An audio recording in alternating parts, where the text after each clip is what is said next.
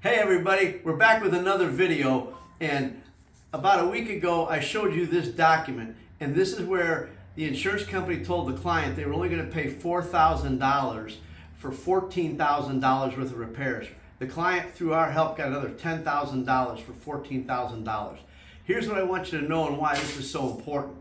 This is an article from Repair Driven News.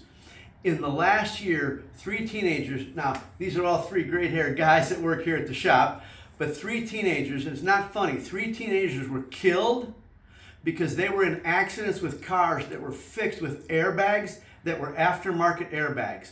And when an insurance company writes $4,000 on $14,000 worth of repairs and tells you they've got a shop that will fix it for their $4,000, the sad tragedy is they do.